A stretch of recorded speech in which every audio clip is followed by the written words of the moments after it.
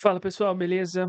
Continuando agora a nossa série de vídeos, vou falar agora sobre imputação de dados. Se vocês quiserem mais informações sobre a teoria, sobre o racional dessas minhas escolhas, tem mais informações no vídeo teórico. Aqui vai ser mais a parte prática e tentar convencer vocês um pouco sobre por que a abordagem mais é a melhor alternativa. Então, para isso eu vou demonstrar para vocês as outras abordagens também e no final a gente vai ver por que a mais teve a melhor performance, tá? Então, para isso eu vou importar os pacotes, tanto mais, tanto o QGComp. Esses outros dois pacotes são só para poder importar os dados, né? Então a gente vai trabalhar com esse data frame, que é um data frame da Amazônia, o mesmo que a gente trabalhou na aula passada que a gente fez sobre regressão linear múltipla, multivariada, né? E aqui então eu vou trabalhar com vocês com a gente imputar os dados do Mercúrio, tá? Então, concentração de mercúrio. Então, primeiro eu vou fazer aqui nos dados original, tá? Então, esse aqui é o mercúrio. O equipamento detectou todas as amostras com mercúrio, tá? É um equipamento, nós temos um equipamento no laboratório de última geração. Então, ele funciona muito bem. Então, aqui eu vou calcular a média, né? Calculei a média e estou salvando esse histograma, tá? Então, agora eu vou fazer o seguinte, eu vou supor, né, que o equipamento era ruim e a gente conseguiu detectar apenas amostras de mercúrio com limite de detecção maior que 5. Então, se foi menor do que 5, eu não estaria detectando, tá? Então, eu estou chamando esse data frame de data frame descartado. E aí eu vou plotar aqui esse mesmo histograma, mas sem os valores de mercúrio abaixo de 5. Então percebam que a gente perdeu ali, né, uma informação de 5 para baixo. Vou salvar a média também desses dados e também vou salvar esse histograma, tá? E agora eu vou substituir, né, aqueles valores ausentes, ao invés de eu só filtrar, eu vou substituir por zero, tá? E vou fazer agora, né, salvando esse histograma, substituindo aqueles valores abaixo de 5 por zero, que é uma abordagem que algumas pessoas fazem, né? De aqueles valores abaixo do limite de detecção, que a gente supôs aqui que seria 5, substituir por zero. E vou salvar esse histograma também. E outra abordagem que utilizam muito é dividir esse limite de detecção, que no nosso caso a gente estipulou como 5, tá? Arbitrário, porque só para eu conseguir demonstrar para vocês. Então, eu estou pegando aqui tudo que é 5 e dividindo por 2, né? Tudo que é abaixo de 5 dividido por 2, que daria ali 2,5, tá? Então, tudo que é abaixo de 5 eu vou dividir por 2,5. E vou salvar essa base de dados também. Muita gente fala para dividir o limite de detecção por raiz de 2, tá? No final, não muda muita coisa. Então, estou salvando aqui a média também desse data frame e salvando esse histograma. E agora eu vou fazer a abordagem por mais, que é aquela múltipla imputação que a gente já discutiu na aula teórica, tá? Então, aqui para fazer essa múltipla imputação, eu só estou selecionando algumas colunas que eu vou selecionar só mercúrio, arsênio, cádmio e selênio. Eu só estou selecionando porque é mais fácil fazer com menos variáveis, porque senão eu teria que escrever uma por uma. Porque o pacote não aceita que eu passe um valor só, tá? Precisa ser na ordem certinha. E aí eu estou dizendo aqui, né?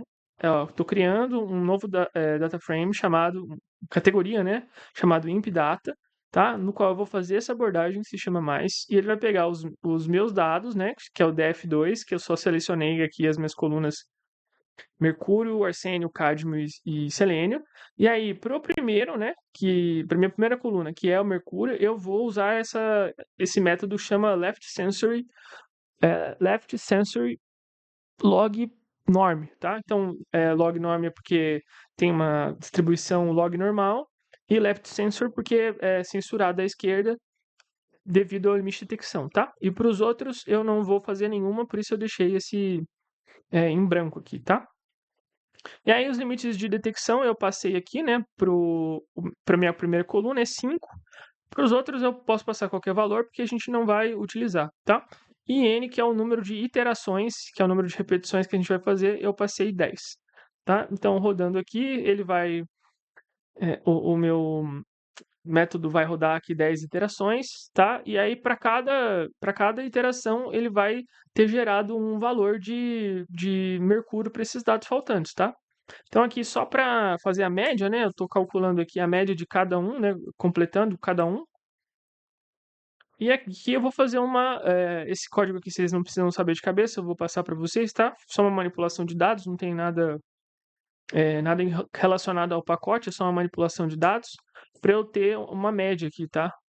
Porque o pacote não calcula a média, ele calcula a imputação para cada conjunto de dados, para cada imputação. Se eu fiz 10 imputações, eu vou ter 10 data frames, tá? Então aqui, eu tenho uma nova distribuição e uma nova média para esse data frame imputado, tá?